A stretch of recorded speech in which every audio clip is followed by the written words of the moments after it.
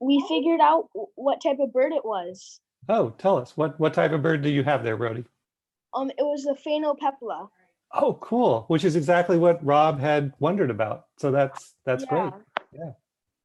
Good job by Rob, identifying the bird from a very minimal description and a great distance. Yeah, my grandpa helped me figure it out. I sent him a picture. It was just on the light. There was a crest, and I saw it land over there with its white wings under it, and that was the phainopepla.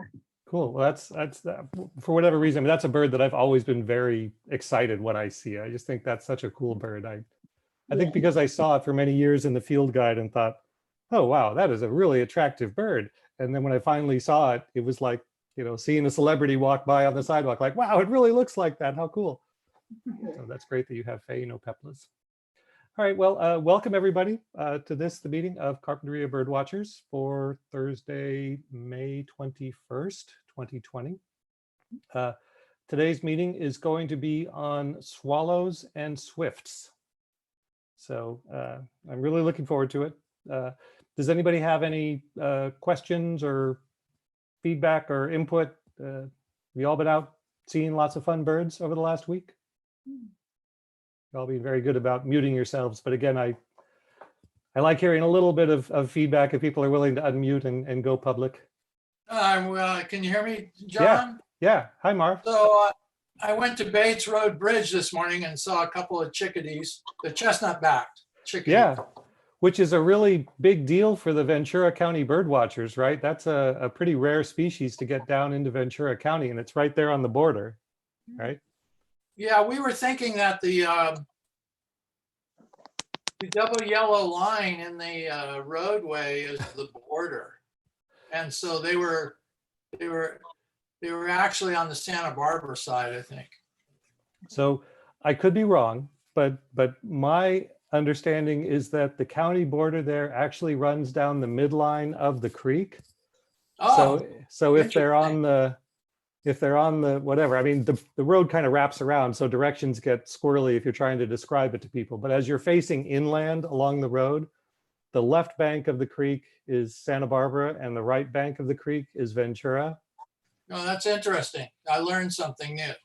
Well, I mean, I sound authoritative, but, you know, consult an actual source before you believe me, because who knows where this folklore comes from. But I believe that's the way the county boundary is drawn in that area, that it follows the midline of the creek as it goes upstream for a while at least. All right, well, that's great fun. I went there a week ago or so, and specifically because I was trying to add Swainson's thrush to my county year list. I didn't have one of those yet, and there was one singing there on the Ventura side of the creek for a while, so I waited around, and just when I had to leave, one flew in from the Santa Barbara side, so I was happy about that. We had them on both sides. Yeah. Yeah. We had pretty interesting sighting in Kenyatta Larga a few days ago. Yeah, what'd you have? Mario and Andrew and I were down there, and in one tree at the same time, we had black-headed grosbeak, lazuli bunting, and blue grosbeak all at once. Yeah, cool. Yeah. You know, I've only been there a few times, and it's probably the place that I feel most guilty about not visiting because of my obsession with staying inside the Santa Barbara County boundaries. You know, I always feel like I'm wasting an opportunity to work on my Santa Barbara County list if I go bird in Ventura County, but Kenyatta Larga is right there, and it's so great. When I had the condors there, you know, a few months ago, that was enough temptation. I came very close to going for those. But I was there that day and missed them. Yeah. Okay, well, I'm gonna move on. I think Courtney has a hand up. Oh, yeah. Thank you. And thank you, Tom, one of our co-hosts. Tom and Jenny Slaughter are our co-hosts, and they're there to remind me when I'm too excited about swallows and swifts to notice that someone has a hand up. So please share what you wanted to share, Courtney. I just wanted to share that I wanted to say thank you for the book sharing last week because I actually read The Sun is a Compass and I thought it was amazing. So I just wanted to thank you for that topic last week, and the takeaway was wonderful. Yeah, and that was Jim's recommendation, wasn't it? Yeah, I'm not sure. yeah. Yes. I- Was. oh, and there you are. Yeah, I see that he's here. So you're muted, Jim, but if you're talking, if you unmute, you can. Thank There you. you I'm go. a little computer challenged. Yes, that was a gift from Tom Beeland and Laurel Luby to us, to Penny and I, and we just read it. I'm glad you enjoyed it. We thought it was a great read. Yeah, I'm glad you enjoyed that. I thought that was a great session last week too, with all the book sharing. That was wonderful. Yes. Yeah, I enjoyed it a lot too, and that's a good reminder because I meant to get that book and read it, and I have not followed through on that yet. So that's my reminder to follow through. Rob, I see you have a hand up. Yeah. Is that, well, I was going to ask you, is there something to click on that indicates a raised hand, or you just raise your hand? Yeah, I mean, you can try just raising your hand, and as long as there aren't too many more people in the meeting, I can see that on the thumbnail view that I have. But yeah, there's a way in Zoom, I think it's in participants. If you go to the participants list, I don't have you one can of raise those. hand. You can, yeah, it's a little challenging. You know, Zoom is a great tool, but they've got lots and lots of features they've stuffed into it, and they're all kind of squirreled away in interesting locations. There you go. You just raised your hand, and you just unraised your hand. Yep, it's going up and down. I can see it. That's great. Okay, thank you. And Linda Rose, I see you raising your hand in real life. Oh, you're muted. Let me unmute you. Okay. Yeah, I wondered if anyone took notes on the books last week, because a lot of them did sound interesting, but unfortunately, I did not have paper and pencil handy. Yes, I in fact did go back and rewatch the video and tried to dig up links for all the books that were mentioned.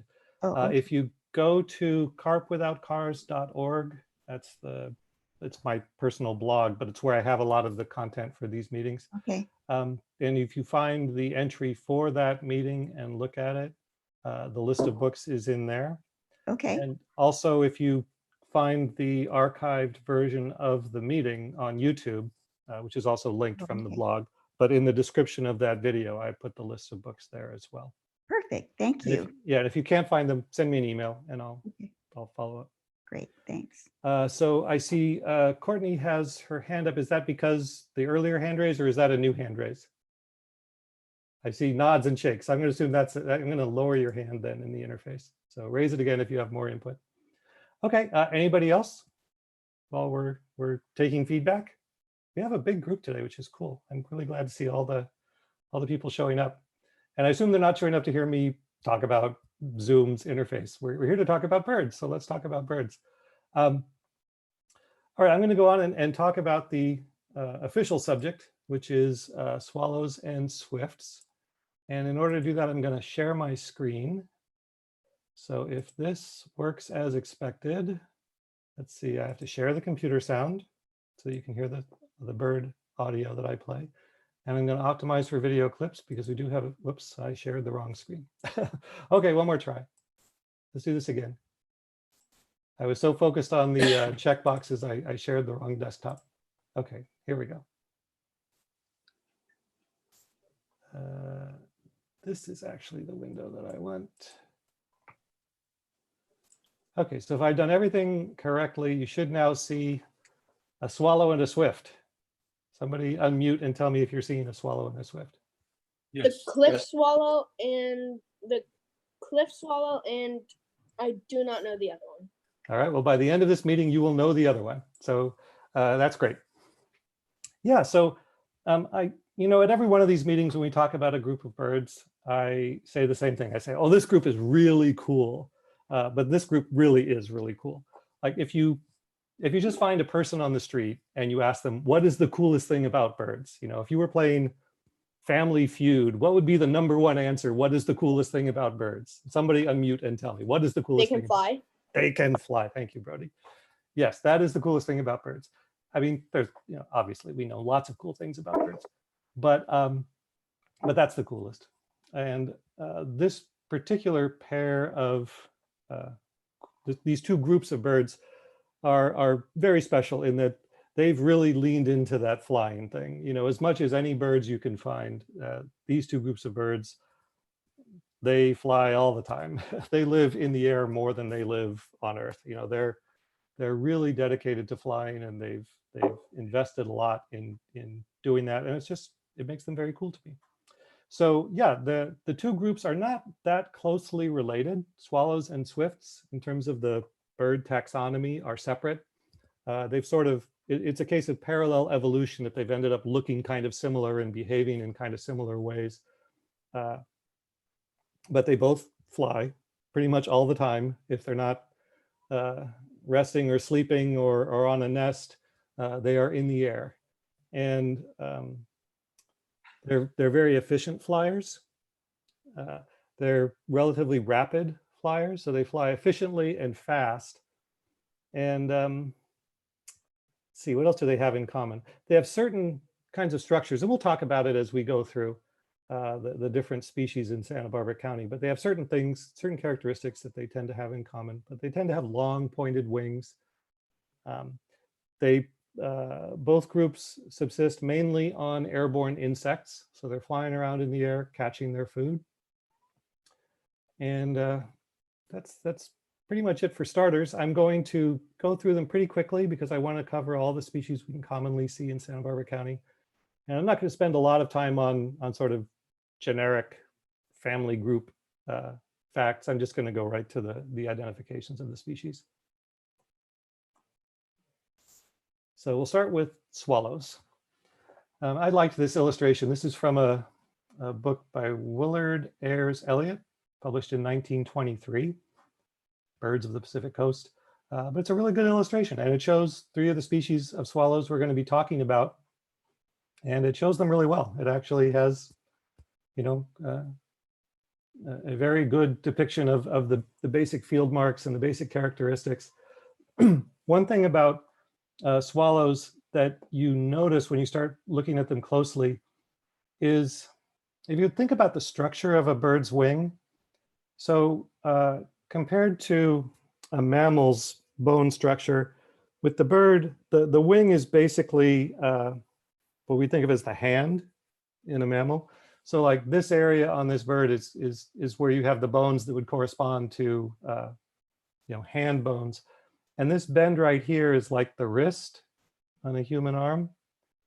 And in swallows, that wrist is really close to their bodies, right? Compared to a lot of other birds, swallows' wings are mostly hand, right? They've just got this one long wing part and not too much of this part inside that wrist close to the body.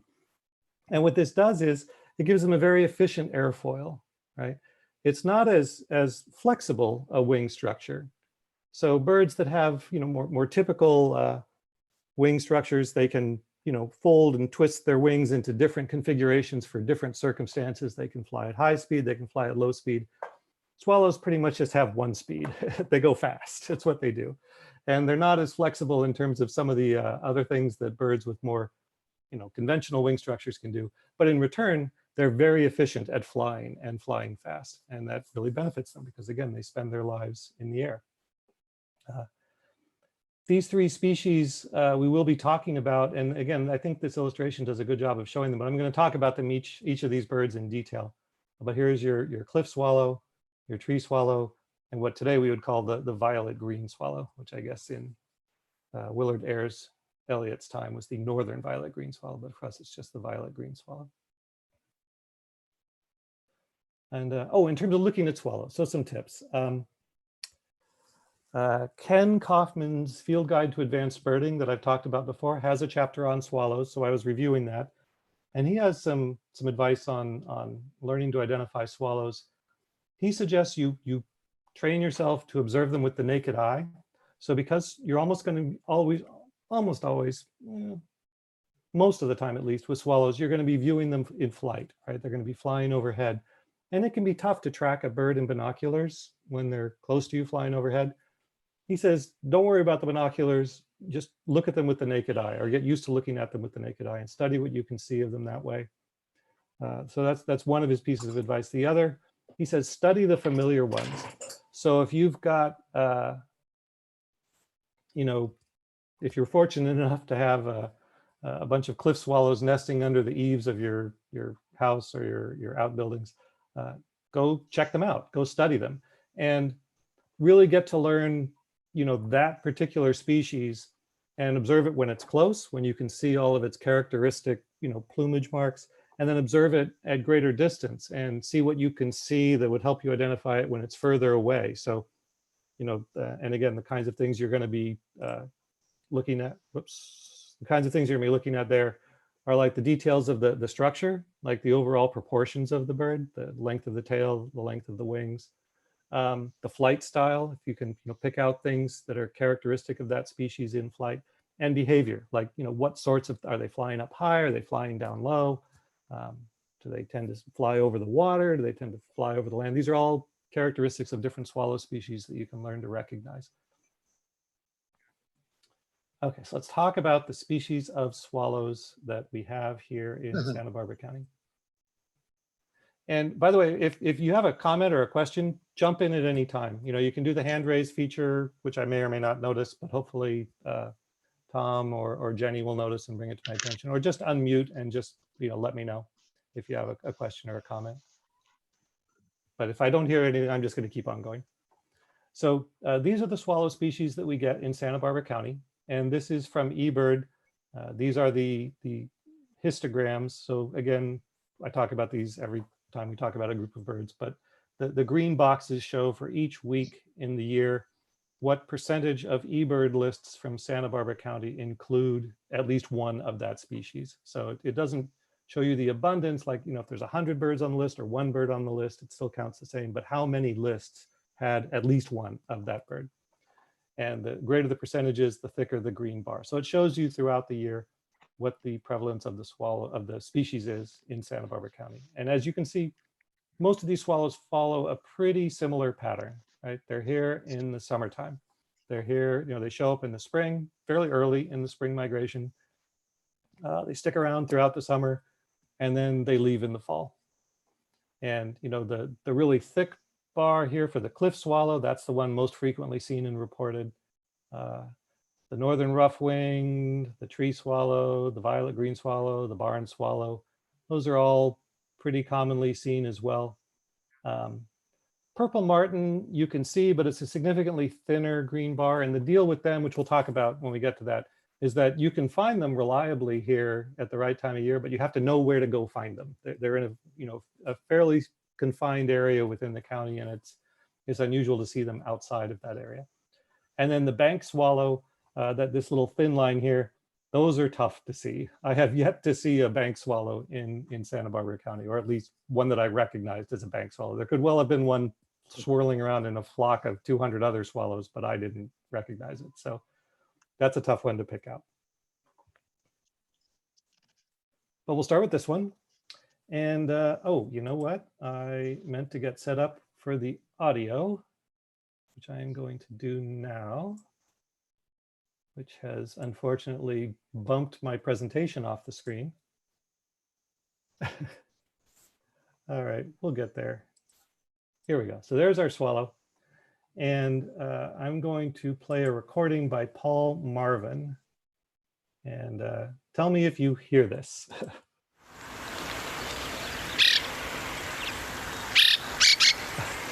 Thank you. Brody gave me a thumbs up. Excellent.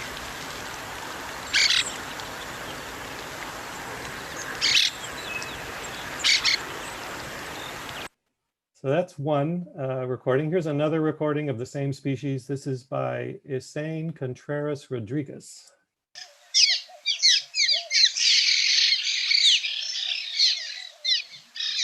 And again, if you have these nesting under the eaves of your house, you hear this a lot.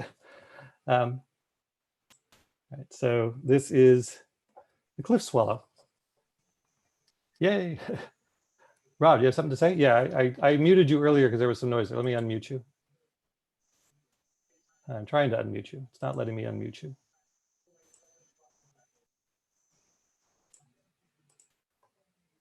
Okay, Here we go. I'm unmuted. I'm just noticing something that you don't normally see in bird pictures, and you can see the alula on the wing. Oh yeah, that little feather that sticks out like that. That's really cool. I don't know that I've ever seen a bird picture. I talk about it, but it's not usually shown. Yeah, it's a cool little structure. Yeah, I mean, if you could, see a bird like this up close and freeze its motion, there's all kinds of things you can see on this bird that I definitely am not processing normally when I'm seeing this bird. So here are a series of cliff swallow photos. This one, Susan Meyer was helpful enough to say I could use, and I think she was going to be in the meeting. Susan, are you here? You are here. I'm here. Yay. Well, thank you. It lets me thank you more in person for letting us use your photo. So this is a really cool picture. These are cliff swallows gathering mud, and I think this was at Goleta Beach Park. Is that right? Yes. Mhm. And they'll do this where they collect mouthfuls of mud because they construct their nests, as you see in this middle photo, out of these mouthfuls of mud. And then when it's done, it has this sort of gourd shape. This is sort of the characteristic cliff swallow nest structure.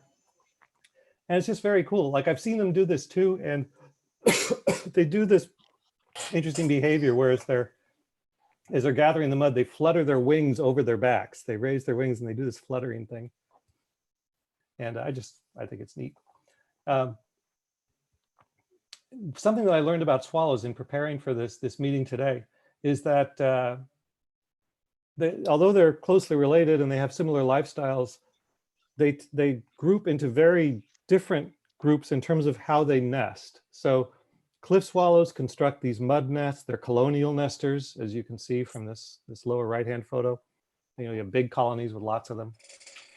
Some of the other swallow species are, they nest in burrows in banks, or they nest in tree cavities or nest boxes, that are put up for them, which is sort of the modern equivalent of a tree cavity for a lot of these cavity nesting birds.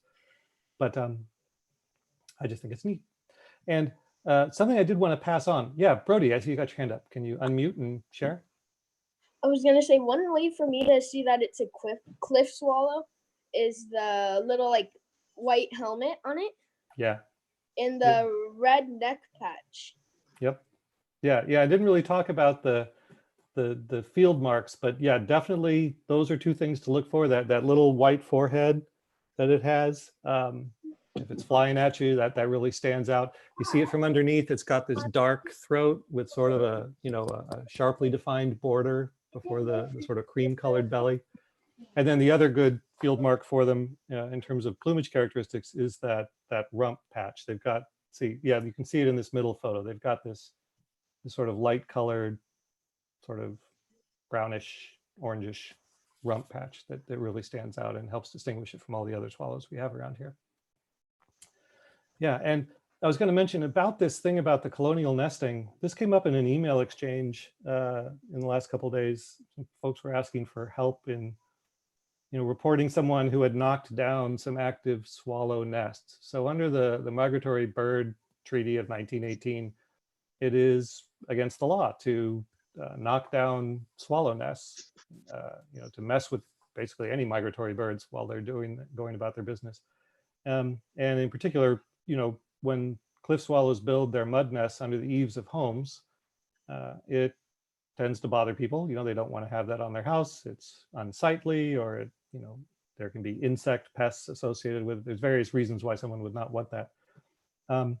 But the law says once they're up there and they've got their nest built and they're actively nesting, you have to leave them alone. And people tend to knock them down anyway, and then you can potentially they can get fined. It's an unfortunate situation, especially for the swallows. But if you wait until the swallows have departed and the nests are empty, then you can knock down the nests and clean it off and maybe try and prevent them from coming back. And I went through several years of trying to do this because it reached the point. I mean, I loved having them under our eaves, but it reached the point where not everyone in the household was as excited about seeing the swallows come back as I was. And I went along with the decision, like, yeah, we got to see what we can do about getting these swallows not to come back next year. So we tried knocking down the nest and cleaning it off. We tried hanging strips of foil, that would kind of dangle and under the eaves and maybe dissuade the swallows, but it didn't slow them down at all. So they came back. So what we ended up doing that actually worked was wait for the swallows to leave, remove the mud nests, pressure wash it, get it all nice and clean. And then in the spring, when they first show up and first start showing any interest in it, I went up with a ladder and a spray bottle with vegetable oil, just like cooking oil, and sprayed vegetable oil on the parts of the eaves that they had liked to construct their nests. And then their little mouthfuls of mud didn't stick, and they gave up and left after about a day of trying, and they found another place to build their nests, and they haven't come back. Like, I think we had to do it for 2 years in a row. And then after that, it's been probably 4 or 5 years since then, and they haven't returned. Yeah, you have a comment? And I don't know your name. Dexter is your screen name, but if you have something to comment, please let me know. Brody, do you want to help out your grandfather there? Or? Keeney. Pardon? No, I have no comment. Oh, okay, sorry. Yeah, so I was just gonna say that that won't really work for our house because the wall that they always nest on is like all like bumpy and it's not like smooth like regular. Yeah, and it's just like they'll be able to do it no like matter what we do. So have you just resigned yourself that you're going to have swallows there? Is that? Yeah, yeah. There's not usually that much up here, but down at that other spot, it's also like that. Yeah. Where they really nest. Yeah, it's an interesting sort of adjustment the birds have made to the human presence, you know, because I think traditionally they would build, you know, on maybe a cliff face, or they need an overhang. They need something that's protected from the rain, because I think rain will tend to, like, you know, wash their mud nest away. So they need to have some kind of protected crevice they can get in to build the nest. And then humans come along and we have all these houses with these nice eaves, and swallows are like, woohoo, you know, perfect nesting territory. So we've expanded the available nest surfaces for them, and they've taken advantage of it. Or under like overpasses, or, you know, like the edges of bridges and things, where anywhere there's a good overhang and they can get some mud to stick, they can build a nest. Okay, well, I'm going to keep on rolling because we got a bunch more to talk about, and I will talk about cliff swallows all day if you let me. Here is the Santa Barbara sightings map from eBird, Santa Barbara County. And you can see we're down here in Carpinteria. You know, the red dots are sightings within the last 30 days when I took this screenshot, which was just a few days ago. And the blue dots are, you know, any sightings ever reported in eBird. And you can see we've got cliff swallows pretty much throughout the county, especially in the coastal areas. You tend to see lots and lots of these. And I'll go ahead and click through to look at the animation. And I just, you know, think these are the coolest thing. So I love seeing how they show the migration of the bird throughout the year. So as you can see, cliff swallows are nesting down here, like in Argentina and, you know, South America, and then they come up here for the summer, and then back they go. So, you know, along with living their lives in the air, they're very good at migrating long distances. You know, they fly fast and they fly all day, and they can, you know, easily go wherever the bugs are best at a certain time of year. So for a cliff swallow, apparently that's the southern part of South America in the southern hemisphere summer, and then North America in the northern hemisphere summer.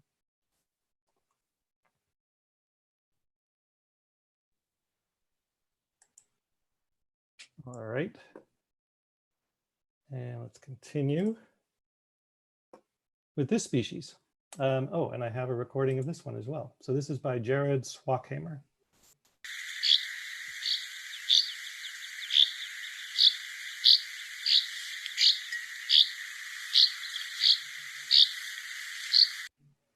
So it's, you know, still swallow-like, but distinctly different from those cliff swallows.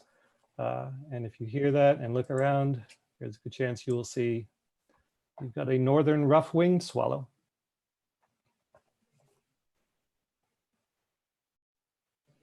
And in terms of some of these, so in terms of its characteristics, you know, it's brownish, doesn't have those features we talked about that the cliff swallow has on its head. It doesn't have the dark throat and then a, you know, white area with a sharply defined border. It's got this sort of brownish throat and breast. It kind of, you know, blends into the creamy belly area. And the wings are sort of broader and longer than the cliff swallow's wings. You know, again, if you spend the time to study their proportions, the cliff swallow is a pretty compact little swallow, and the northern rough-winged swallow is just a little bigger. And when it flies, it has this really cool kind of characteristic flight that's sort of smooth and graceful. And it's hard for me to describe it, but if you see a northern rough-winged swallow, focus on how it's flying and compare it to what you see those cliff swallows doing. And after a while, you can really key in on that and recognize the difference, and it makes it much easier to recognize them. Its tail is a little bit longer than the cliff swallow's tail.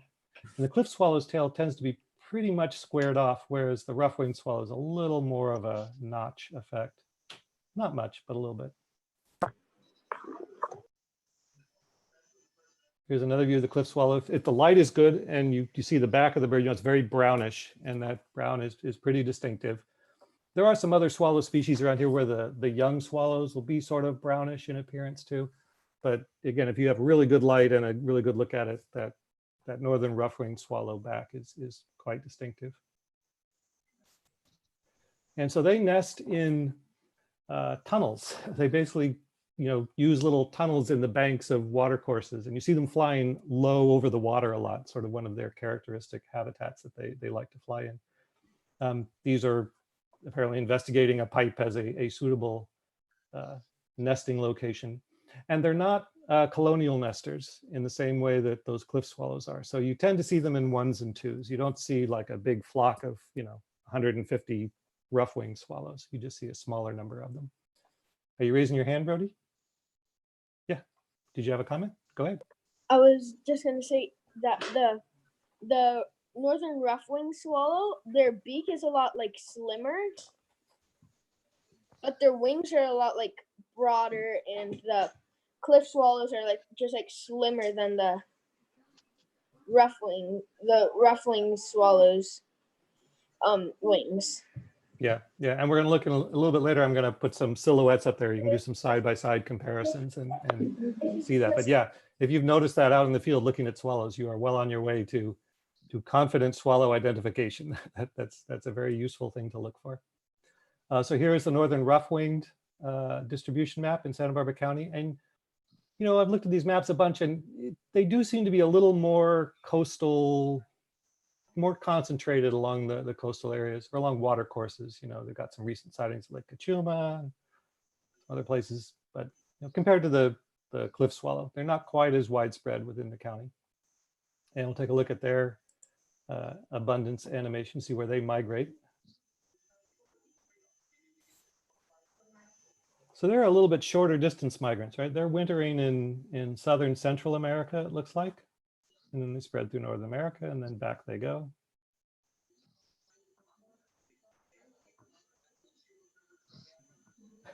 I just think these maps are great. I know I talk about it every time I show them, but it's just very fun to be able to see where the populations of birds go.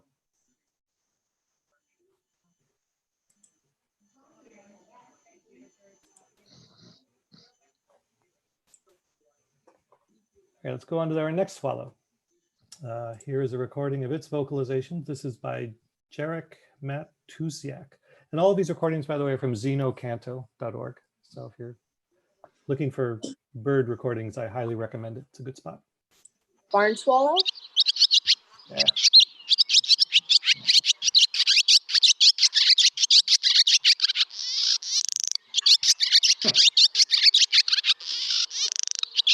So again, a very distinctive vocalization. And here's another recording. This is by Lars Edenius.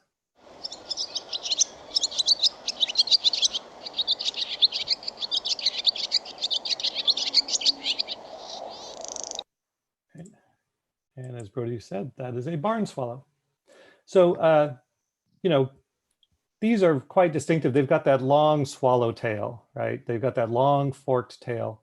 The males have especially long tail forks. The females still have a forked tail, but not quite as long.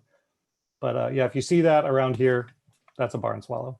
They really stand out. And they, you know, they have other plumage characteristics that are worth paying attention to.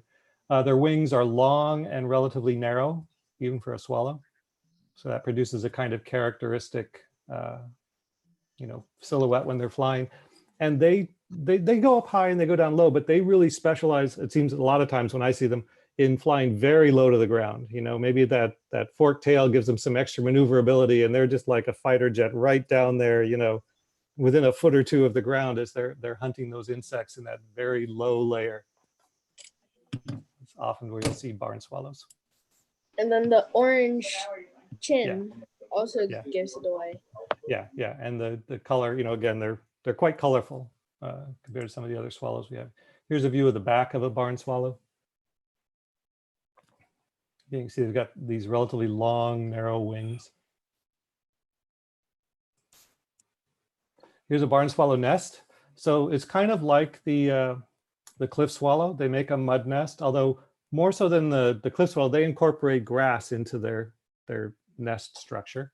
Cliff swallows will put some grass kind of stuff inside their sort of gourd-shaped mud nest, but the mud itself is pretty much just mud. That like wall, that's like the exact same wall as ours, which they go on. Yeah, yeah. So I can see where spraying some vegetable oil on there might not make that much of a difference. You know, their swallows are still going to be able to stick their stuff in there. Here's their distribution in Santa Barbara County. So again, you know, pretty much throughout the county, but you know, they're very water specific. I mean, you tend to see barn swallows around the water a lot. Yeah, Rob, you had a comment? Yeah, both Tom and I have seen cliff swallows pick up bird feathers. Oh yeah, that's right. You were talking about that. I mean, he was telling me about that. And I'm not sure whether they were going to use them in nest building or did they mistake it for a butterfly? Yeah. I suspect it's used in the nest. I have to say something too. Yeah, Suzanne. Yeah, but you probably hear from my accent, I'm from Germany. I grew up on an old family farm and we had lots of barn swallows. And just, I haven't heard them like that before, but when I was a child, about Brody's age, we had a chicken on our farm and I would pick up the feathers, the down feathers, and let them fly in the air and the swallows would come and pick them and use them for nesting. That's great. So yes, That's wonderful. I have to share that.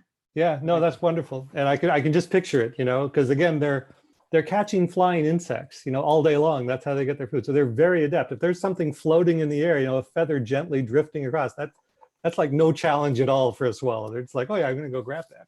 I'm going to make use of it.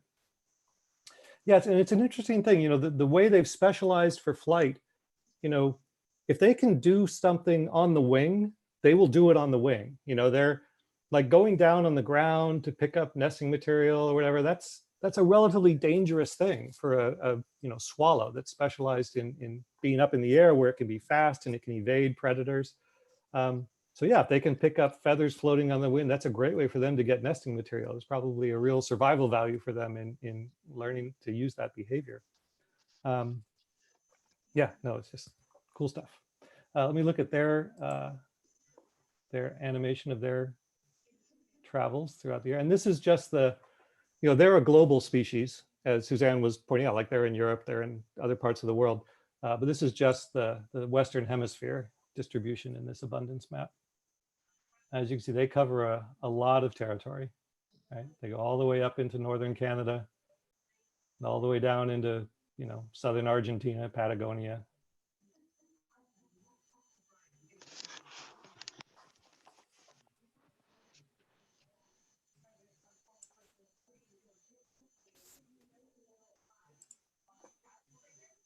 All right, so on to our next species. And I'm kind of moving quickly because I'm watching the clock and I can tell already I'm going to run long on this, but we have things to do. I realize you don't just want to talk about swallows and swifts for an hour and a half. So I'm going to try and get through these a little bit faster. So let's see. I'm guessing purple martin, I think. Good guess, but no. But if you hold on, you will get a purple martin shortly. So here's the recording of this species.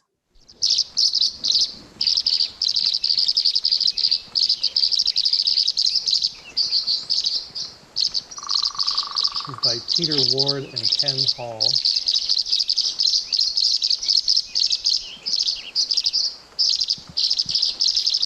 And then here's another recording. It's by Ed Pandolfino.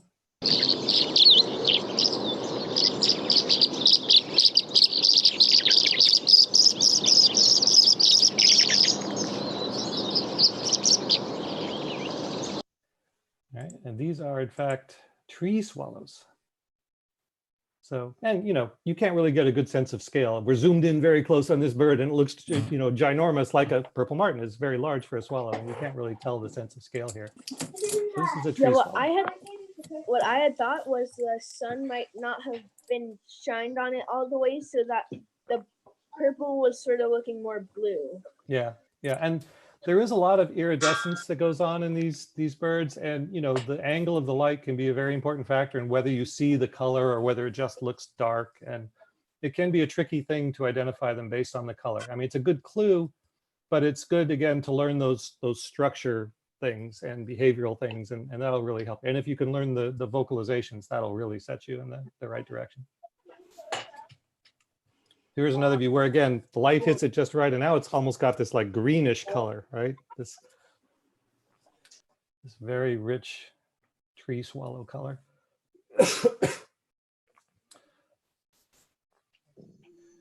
And here they are using a nest box. So before they had things like nest boxes, tree swallows specialized in nesting in cavities in trees. So maybe an old woodpecker hole or a tree trunk that had rotted and left a little cavity there. They would go in and take advantage of that. So there's a lot fewer standing dead trees with cavities for cavity nesters to use. So one of the ways that people have tried to help out populations of these birds is by using nest boxes, like bluebird nest boxes, and tree swallows often use bluebird nest boxes as well. They have pretty similar requirements. Oh, this is a fun video I want to share. So I've talked about how these swallows eat insects, but one exception sometimes is that tree swallows will also eat berries. And tree swallows, when we look at the distribution animation, you'll see they're a fairly extreme swallow. They don't migrate that far south in the winter, and they get pretty far north, at other times in the year. And so one of their adaptations that lets them do that is that they eat berries at times. And so in the fall, this is a video from Cape May, New Jersey, a famous birders mecca. If you want to go see birds, go to Cape May, New Jersey. I've never been, but I see videos like this and I really wish I could. And there will be a link to this video in the description of the YouTube live stream video, and also on the website at Carp Without Cars. So I'm not sure how well this is going to play as part of this meeting. It may be kind of choppy. And if it's unsatisfying, I encourage you to seek out the original video and play it, because I just think it's very cool.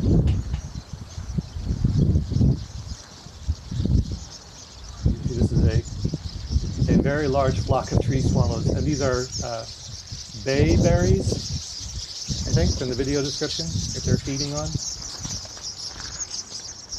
Did you get a count on that one? Yeah. Well, if I was there putting in an eBird list, I would have felt compelled to try and estimate it, but it would have been a very rough estimate. Wow. I'd say we've got at least several hundred. Yeah.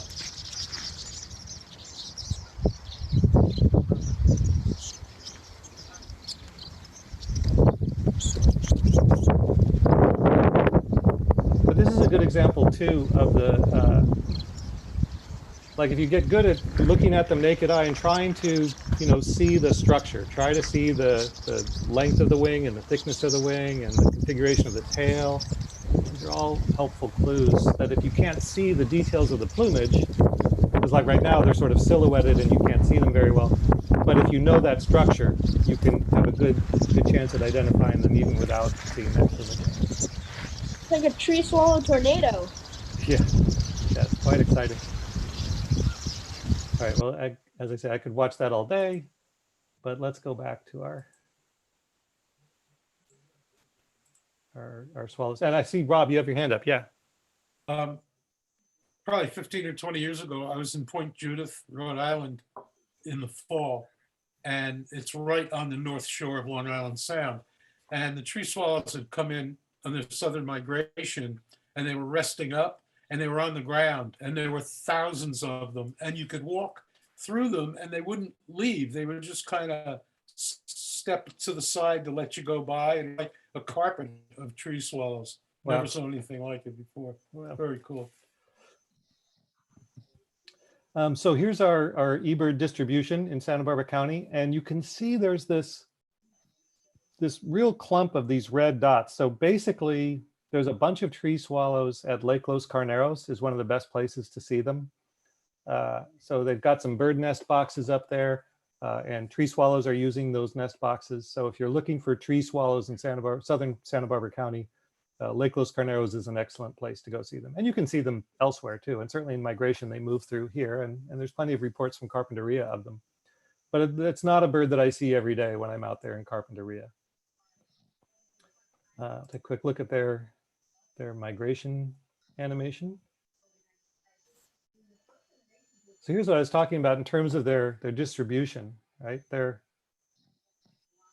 really staying in North America for the most part, right? And when they go south for the winter, they don't go that far south. It's like they're going as far south as they absolutely, they're only going as far south as they absolutely have to. And then as soon as it's warmed up enough, they're pushing north.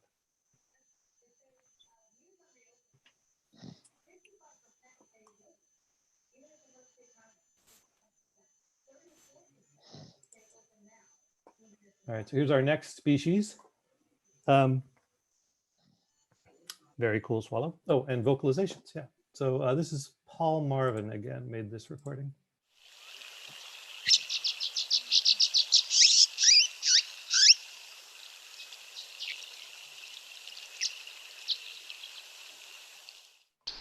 And this is Andrew Spencer's recording.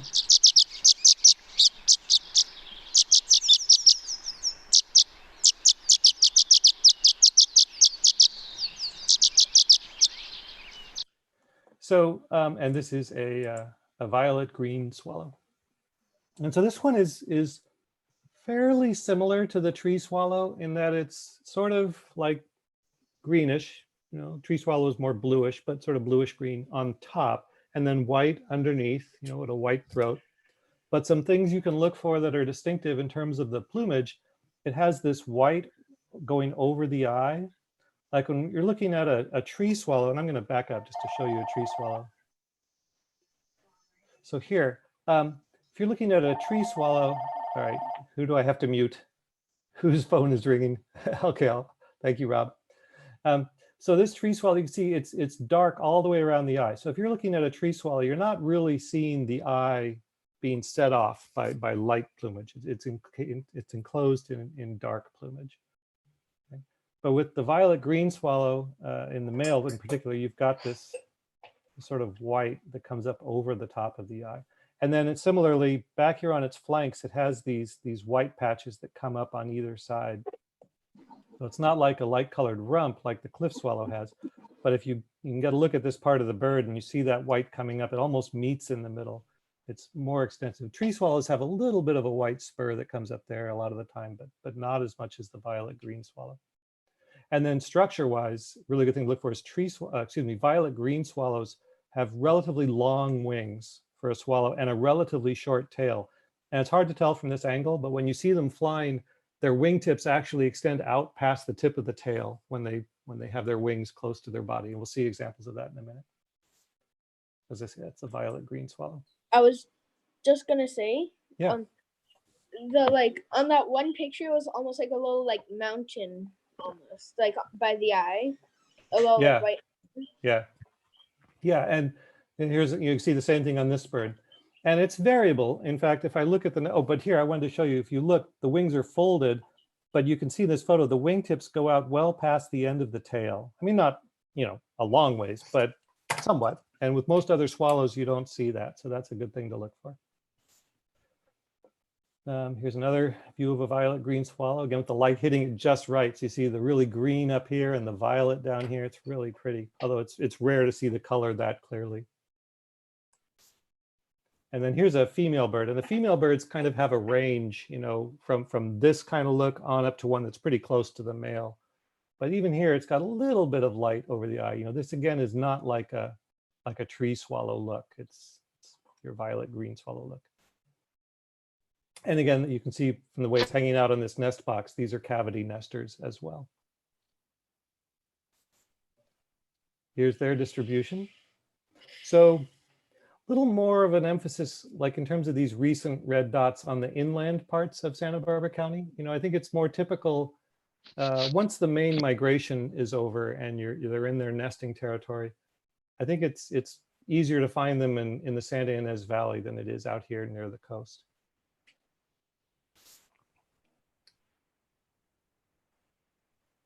And look at their animation. So you can see from this, they're pretty much a Western specialist. You know, they're in the western part of the country, and down into Mexico in the winter, and then up into our part of the world, and on up even a little bit into Alaska, which is kind of cool.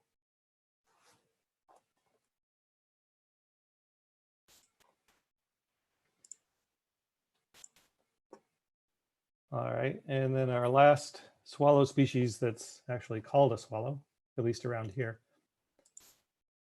Although in Europe, this species is called a sand martin. So there's a clue for those of you with European birding experience. Purple martin? No, it's called a sand martin. Oh. And this is its vocalization. This is Sebastian and Reja made this recording.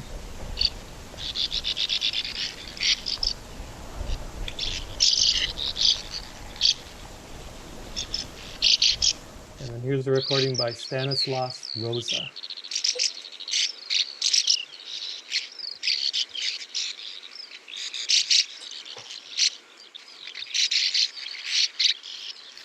So this is what in this part of the world we call a bank swallow. And it's relatively small for a swallow. And its tail is relatively narrow and got a deep fork going on. And it has this band across the lower throat, upper breast. I'm not sure where exactly you'd call that. Maybe that's a breast band, but it's got this brownish band that's set off by a white throat and a white lower breast and belly. That distinct band is a good thing to look for. And they nest in banks, so they like to tunnel into the sides of water courses. And if you want to see one in Santa Barbara County, you have your work cut out for you. They are relatively uncommon around here. I've seen them up in the Eastern Sierra, where I look forward to, next chance I get to go up there, I can see them, and I want to study them a lot because I want to get good at recognizing them. Because I think only the people who are good at recognizing them are going to have a decent chance of seeing one in Santa Barbara County. Because when you do see them in Santa Barbara County, what you typically are seeing is there is one individual bird that is mixed in with a flock of, a mixed flock of maybe a few hundred cliff swallows or tree swallows and some violet green swallows, and there'll be one bank swallow in there. So picking out that one bank swallow is challenging. And, they've had some, this I think was at the Andre Clark Bird Refuge. This is, I think probably at Area K is where that report was. And then this is from, what is it, Devereaux Slough, but hard to come by. And then here's their distribution. And you can kind of see why it's unusual to get a chance to see them in Santa Barbara. Because they're really not coming out our way very much. Just a few stray over to the West Coast.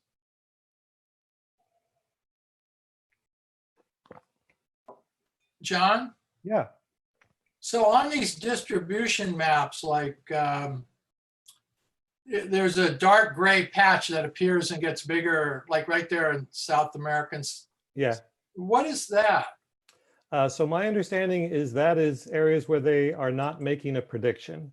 So that's where they don't have enough data to do the modeling that they do to produce these. Because it's actually a pretty interesting process, and I don't know the details of it, but the little bit I've read about it, they don't have good coverage of every pixel that you're seeing there. They have eBird data from different locations, and they've correlated that with habitat type, and they get to a level where they're confident they've got enough data that they can model, across this chunk of landscape, what the abundance of that bird species will be at that time of year.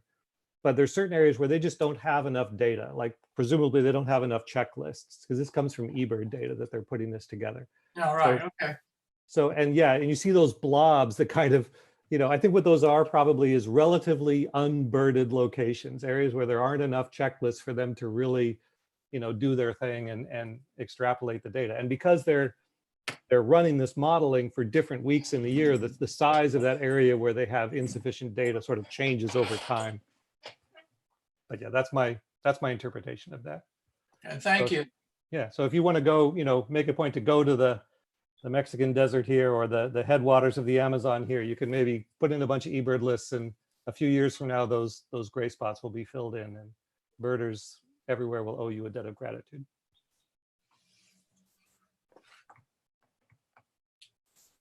Okay, you've been waiting a long time, Brody. What is this species?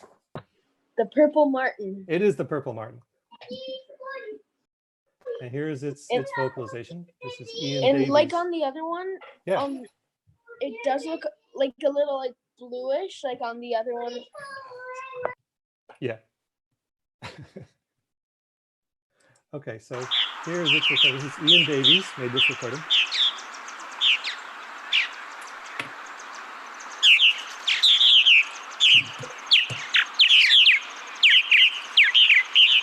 Just a wild sound, and they really sound like that. It's so cool. This is Phil Brown made this recording.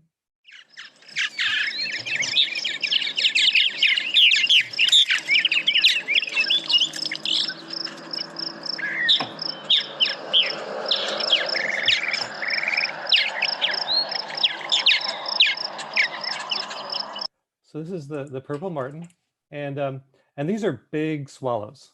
Right? These are the biggest swallows we get around here. And most of these other swallows we've been talking about are maybe 5 to 6 inches in length.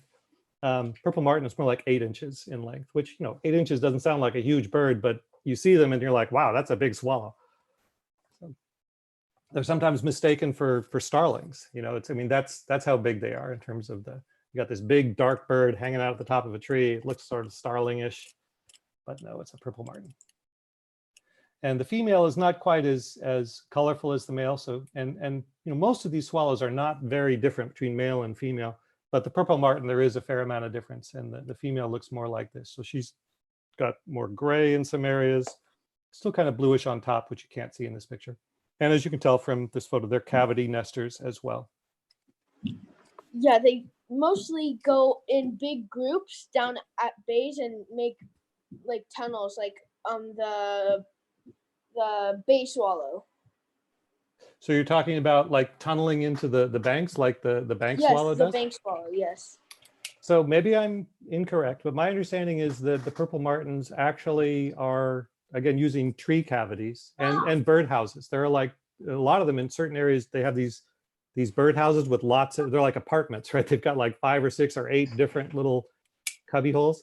And yeah, I've heard about that. Yeah. Yeah, and in the East, people put those up, and the purple martins will nest in there. But they are colonial, as you're talking about. They will nest in groups. But I could be wrong too about they nest in the banks. I could be wrong. Well, and again, like a lot of swallows, they are associated with water, so they're hanging out there. And I could be wrong too. Like I don't have a lot of direct experience with this species. I saw them as a kid in Florida when I first got into bird watching, and was visiting my grandparents for a while. And then I've seen them at one particular place in Santa Barbara. So this is the distribution map, and it'll kind of show you right here, that's Nahoki Falls County Park. So if you're taking the 101 freeway north through Santa Barbara County, and you go up the coast and you turn and go north through the tunnel at Gaviota, you keep going, you go up the mountains and start to come down again. Just as you start to come down again, if you hang a right, Nahoki Falls County Park is in there. And it's just on the north side of the Santa Ynez Range here. And they have a population of purple martins that nest there every summer. And they're there now. So if you're obsessed with getting the largest Santa Barbara County eBird list you can, you're going to go there every year to see the purple martins, which is where I went and saw them.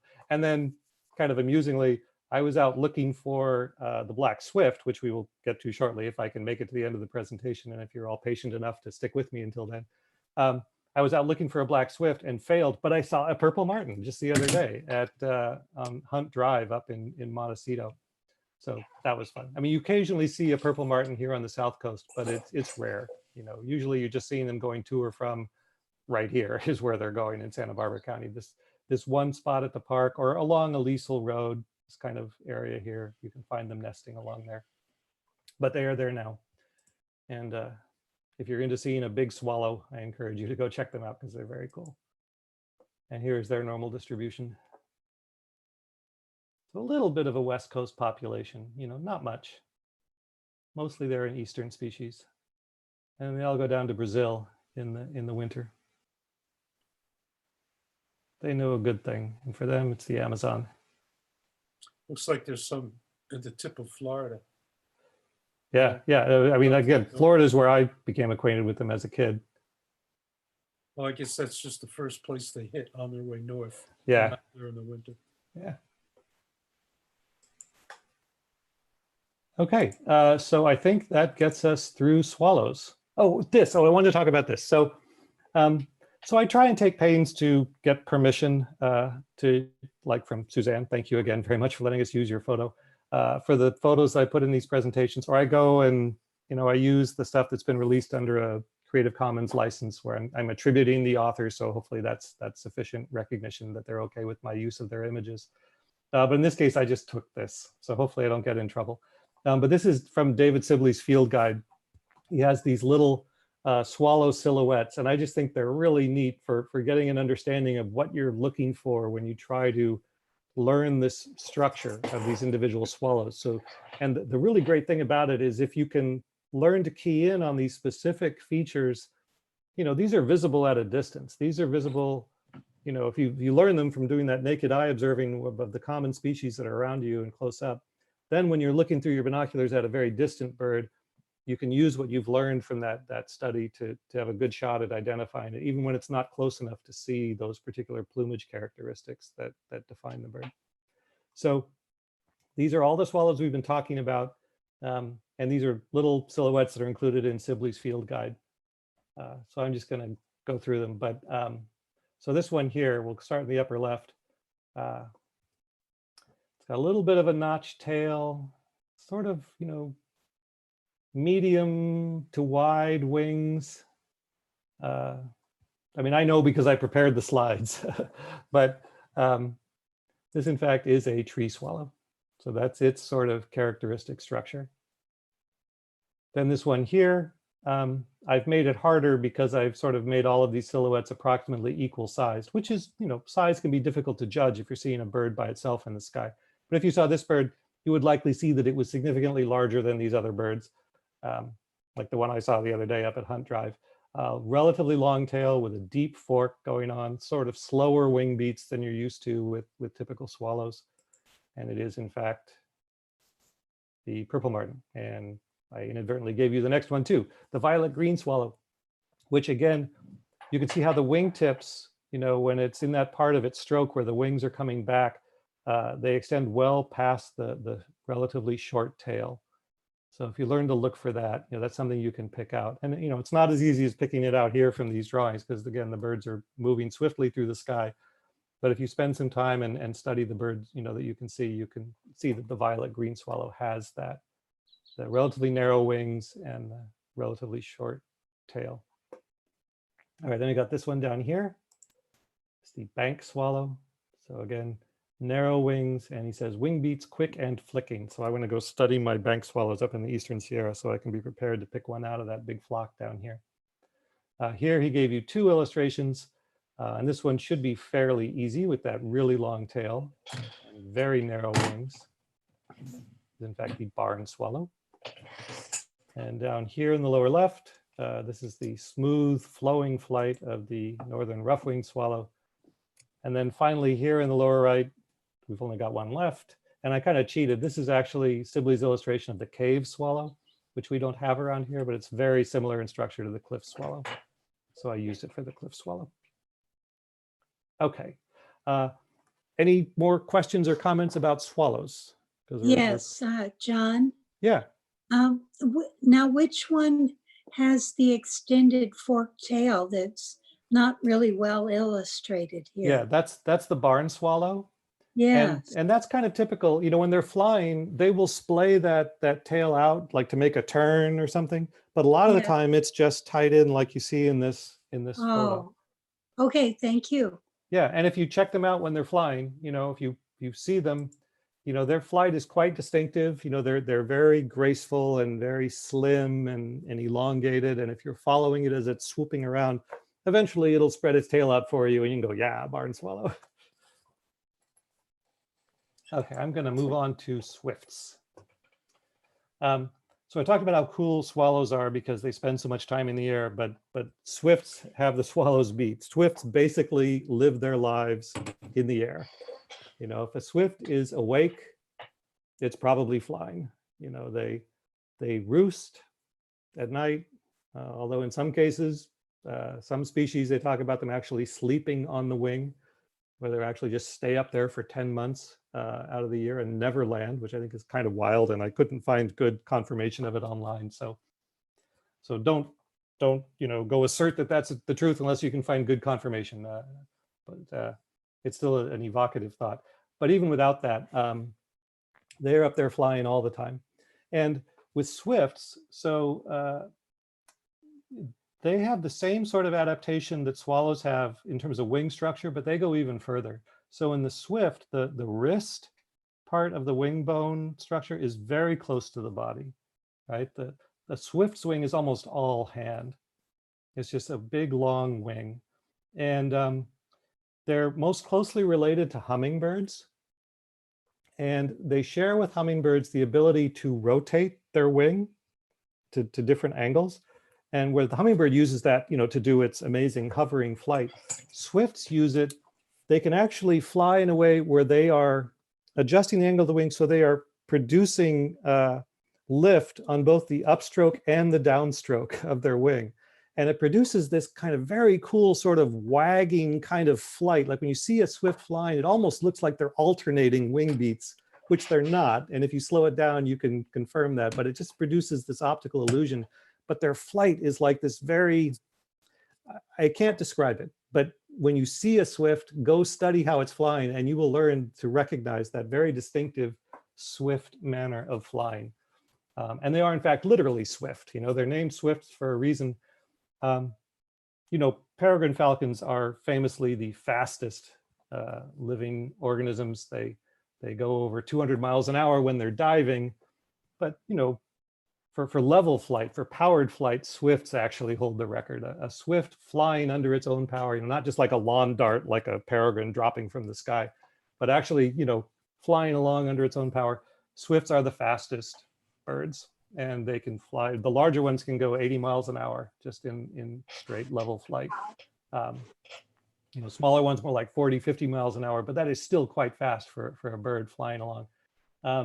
And again, because they are so specialized in that sort of high speed flight, they really just have the one speed. I mean, or at least they have their lowest speed is still fairly high. A swift can't really fly slowly. And we'll see an interesting example of what happens when they try to do that in just a minute.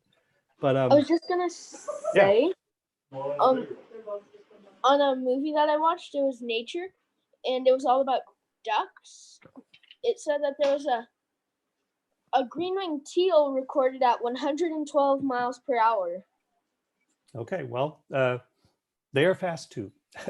But in terms of sustained flight, the authorities I've consulted have said that they think that swifts are the fastest at just like getting up speed and just, you know, zipping along. They can do it, and they can do it with relatively little energy expenditure compared to other birds. They're much more energy efficient in terms of that fast flight. You know, but by specializing in that one kind of flight mode, they can do it really, really well and really efficiently. And they're eating aerial insects, so they're just up there all day long. That's If just you all look at they're the way doing. the head is shaped, the way it curves down in the front, Yeah, that's, you don't see that in swifts. I mean, you don't see that in swallows. yeah, And very it's streamlined. kind of whale-like, you know, it pushes the air out of the way as they come through. Yeah, It's I'll bet very if you, aerodynamic. yeah, I'll And bet the if you were long designing, tapered rear.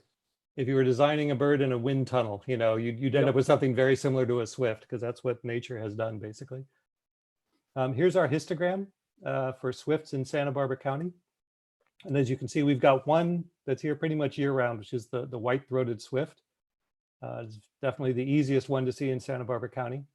And then next is the Vox's swift, which really just comes through during migration. So we've still got maybe a few of them around, but they're almost gone. Most of them have moved through already. And then we'll get them again in the fall on their way south.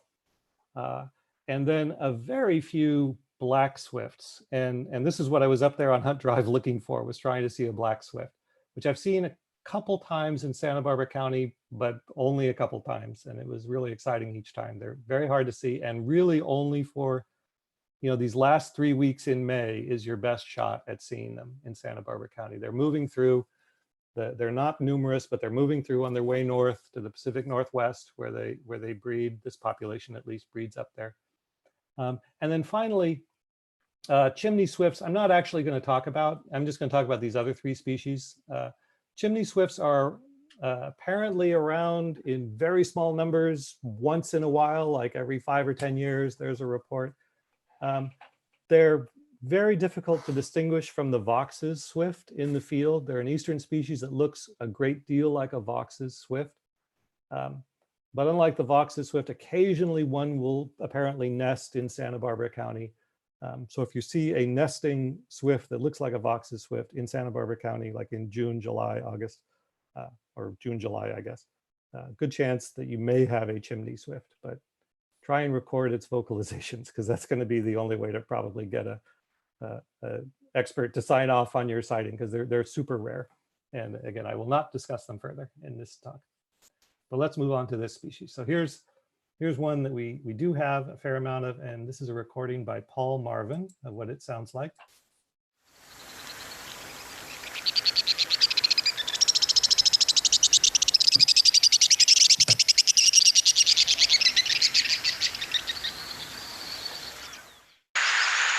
Okay, and you know, and typically you will hear that call coming from way up in the air, and or if you're me, you'll stop and you'll look and you'll look and you'll look, and if you're lucky, eventually you will see one of these flying around. It's a white-throated swift, and it has this quite distinctive black and white pattern. This photo doesn't show it well, and in fact, when you see them up there silhouetted against the sky, a lot of times you can't really see the black and white pattern very well. So it helps to look for the structure. So again, this sort of characteristic swift look with these very long, narrow wings, where it's almost all hand, so to speak, this swift structure. And for swifts, a relatively long tail on the white-throated swift. So this sort of shape is characteristic of the white-throated swift. Here's another view from the side. One zipping by. I have discovered through painful personal experience, getting a photo of a swift in flight is very difficult. And oftentimes it's a little tiny blurry thing in the, you know, off to one side of your field of view is what you end up with in the camera. So I'm impressed by these photos. Here's their distribution throughout Santa Barbara County. Again, pretty much throughout the county, inland areas, coastal areas, they're up there. You know, listen for that vocalization and see if you can see them. And then here's their migration pattern.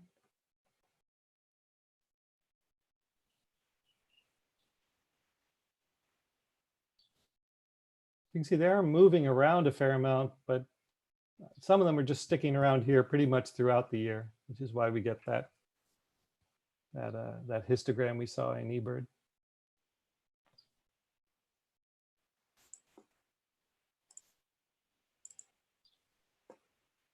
Okay, so here's a video this person made of a flyby. And I thought that was, if getting a still photo is hard, I figured getting a video, whoops, let me go back, is even harder. I'm gonna try and play this. Here we go. And he slowed it down during the actual flyby.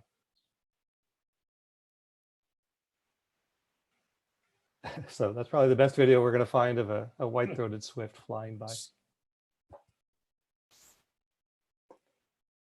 One more look, just because it's so much fun.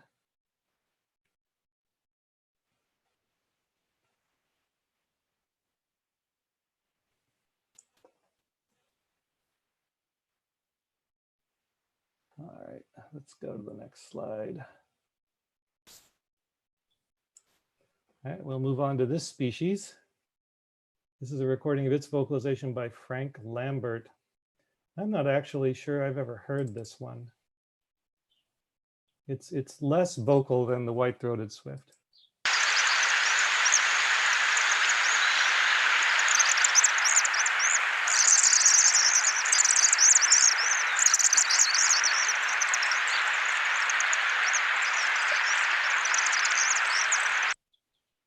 All right, and that is our Vox's swift. So compared to the white-throated swift, it has that same sort of swift structure, sort of, dark with a, grayish, brownish, lighter area on the chin, but a much shorter tail than the white-throated swift. So you can look for that. Another photo of it, sort of typical what you see as it's zipping by.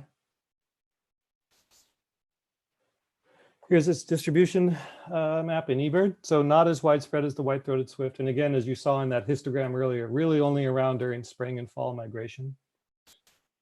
And here's its migration pattern.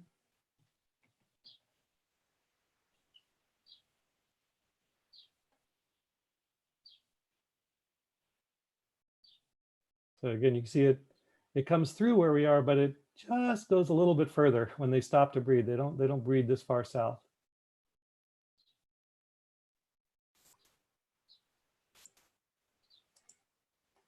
Okay, and I really wanted to share this video, and I appreciate everybody sticking around as I've gone way long. I thought I was going to do much better this time, but apparently I get too excited and just start talking and won't stop.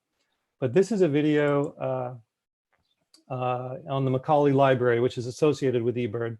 And again, there's a link to it, so you're welcome to follow and actually look at it later if this comes off as kind of choppy. But this is what it looks like in the fall when a bunch of migrating Vox's swifts go to roost. So it's late in the day as it's starting to get dark out, and they nest in chimneys, or sort of cliff structures.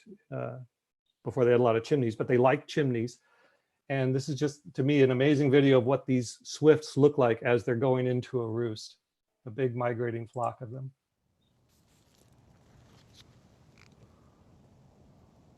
And what I find fascinating is you can see what they're doing is the swifts are basically getting in the column above the chimney, and then they're slowing down and they're stalling, and basically they just fall. They just come fluttering down out of the sky. They stop themselves from being able to aerodynamically fly, and they just flutter on down right into the chimney. And they sort of catch on the sides. They have these little tiny feet that are only used for this one purpose, just for roosting. And in fact, the scientific name for the family that swifts are part of is Apodida, which is from the Latin for footless. It basically means they have no feet, because when you see it, you're looking at the bird, it seems like it has no feet. The feet are just little tiny things tucked away in the feathers that they use for roosting on the sides of these chimneys or cliff faces or rock faces. It's like a vacuum. John? Yeah, Jim.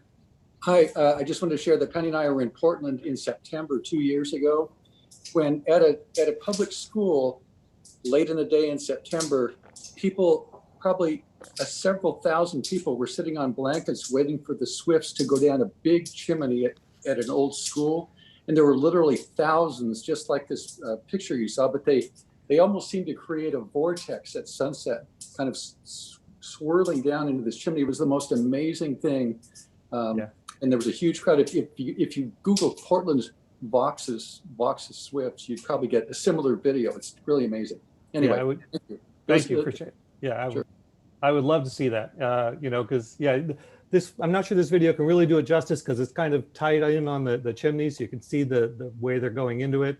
But I'm sure if you had a wider angle view like you would in real life, it's described as like that. Like it's almost like a tornado of swifts that kind of swirls around it and gets closer and closer. And then whoosh, they go down the chimney. Very much so, yeah. It was a shock to see. Yeah. I could watch this forever, but I'm just going to stop it and we'll go on, because we have one more species to talk about.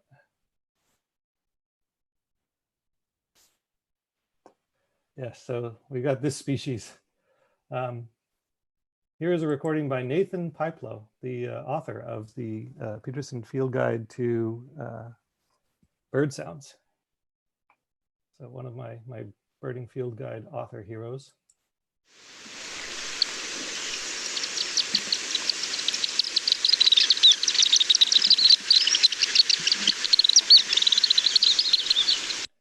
So presumably that was made near a waterfall, which I think you can hear in the background. So this is the international bird of mystery, the black swift. This is the largest swift that we get around here.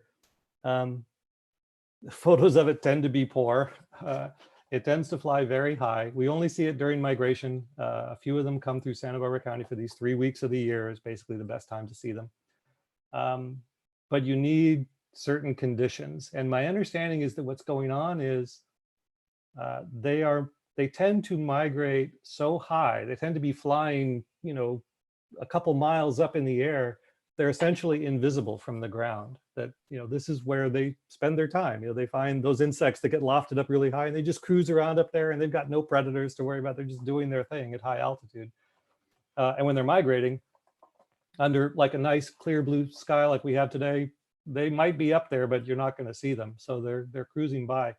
What you really want to see them around here, as I understand it, is either like an overcast day, which will kind of bring them down below the cloud layer, so you can see them going by, you know, within your field of view, or a very windy day where the winds are from the north or northwest, because that will apparently cause them to tend to fly lower in the lee of the Santa Ynez range. So we'll get them coming through as they work through the county on our side of the mountains and down relatively low. So we haven't had really good conditions like that this year. Jason Siemens did see some coming by Toro Ridge a few days ago, so that was exciting. I was up there later that day and did not see them, but I would love to see them. But this is what they look like. So they're basically, you know, in terms of shape, they're pretty similar to a white-throated swift. They've got a relatively long tail for a swift. They are all black, so if you get, you know, you see them in good light, you could see that they're not a white-throated swift because they don't have that black and white pattern. But it's hard, you know, to see them. You're usually going to see them silhouetted against the sky and often up pretty high. They tend to fan their tail out a lot. So, and a white-throated swift can do that as well, but black swifts tend to do it more. And their flight style tends to be more direct. They have somewhat slower wing beats, and they do like flap, flap, flap, glide in a straight line, flap, flap, flap, glide, whereas the white-throated swift tends to be kind of fluttering more in different directions. So these are all things to look for. Here's a close-up view. So no one had ever found a black swift nest until the 20th century. They went that long without it being discovered. And for many decades at the beginning of the century, they weren't sure they had found them because they didn't believe the guy who did find one in 1901. They basically tend to nest on sea cliffs or behind waterfalls. So you see it kind of surrounded by moss. That's like I think this one was in Colorado. They're basically behind a waterfall where there's this moss and they can go in there and they have their nest and they're concealed and nothing's going to get to them back there, including ornithologists. You know, they tend to be very hard to study. So we went a long time without even knowing where they nest. Unlike a lot of other swifts, they only have one egg. Yeah, Rob, I see you got your hand up. Yeah, there's a nesting colony in Yosemite near the museum. There's a waterfall. Oh, neat. And they nest behind that waterfall, and I've seen them. I haven't seen them behind the waterfall, but I've seen them. You've seen them flying around. Yeah, that's very cool. Here's the locations where they've been sighted in Santa Barbara County. Again, no recent sightings on this map, although if I did this map again today, there would be a couple of red dots because a few people have reported them now for this pass through. And we actually still don't really know very well where they spend the winter. I think, you know, for the West Coast population, they think that it's basically in the headwaters of the Amazon. For these, there's a Caribbean population as well, and they're not sure where they nest, but presumably in South America. It's a very little understood bird. You know, it's a very difficult bird to study or even see, but they are up there. You could do your dissertation on black-throated swift. Black swifts. Yeah, they're really fascinating and mysterious birds. And and I've got one video, which is a very quick, very brief video of a black swift flying. I think this was in Utah, near one of the first documented nesting sites in Utah.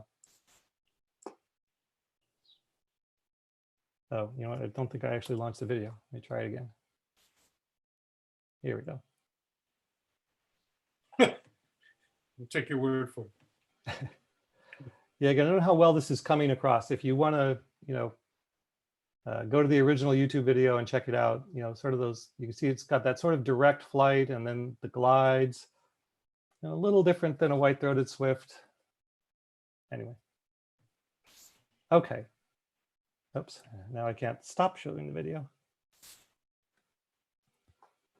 And that is it, I believe, for our slides. So let me take us out of the screen share.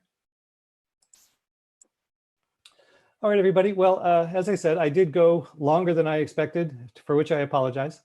But thank you all who stuck with me to the end. I'll work on being quicker next time. Any last minute questions or comments or feedback? The mystery swift is a good name for it because that's crazy that they didn't find out that where they nested until the 20th century, or Yeah. it's just all crazy. Yeah, and not even until like the 1940s and 50s did they really start to find, a fair amount of nest sites. And even, it's not a very common species. So it's out there, but it's living its life at high altitude. I'm not even sure, like, they think that they mate in flight. They have few reports of them mating in the air. Like, just pretty amazing, what they can do on the wing. This is a bird that spends its life up there cruising around and really just comes down to the ground when it absolutely has to. Okay, well, so for next week, my intention is to do an eBird tutorial, to kind of go into some detail on eBird. And some folks have asked for that in the past. I'd like a chance to do a really good in-depth one of those. If you have specific things about eBird that you're interested in, this would be a good chance to let me know so I can make sure to include it. How to put in a list without having to sign in. Okay, so, and I think I mentioned this before, but I think you need to have an account in order to submit a list. Okay. So that may be a sticking point. And I know, people have legitimate concerns about privacy online and maybe not wanting to give their information to a site. You can require that the list be anonymous. So you need an account to do the submission, but then you can say, but I want to be listed as an anonymous eBirder. I don't want to have my actual information available or associated with the list in a public way. So I can talk about that. I'll talk about those options. Yeah, okay. Thank you. Thank you. Okay. Other eBird specific things that people are interested in? Yeah, how to use the science part of it, how to look at the histograms and the migration patterns. Yeah, I'll definitely go into detail on the kinds of things that you can do to drill down and learn stuff. I definitely find new things to do with eBird all the time still, but it's hard for me to remember what my birding experience was like before I had access to this kind of information. There were just large sections of the field guide that were sort of like uncharted terrain. Like, there are birds in the book, but I don't know where they are out there in the world, or I don't know how to see them. And some people were seeing them, obviously, but I wasn't able to. So it really does help now that I can do this research and figure out where to go look for them. Yeah, thanks, Rob. Okay, well, if there are no other questions, I see no hands up. Thank you guys very much. And I will close up, and we'll come back again next week at 4 o'clock and next Thursday at 4 o'clock and talk about eBird. Thanks, everybody. Thank you so much, John. Yeah, Really you bet, Ann. wonderful. Yeah, thank you guys. Thank you.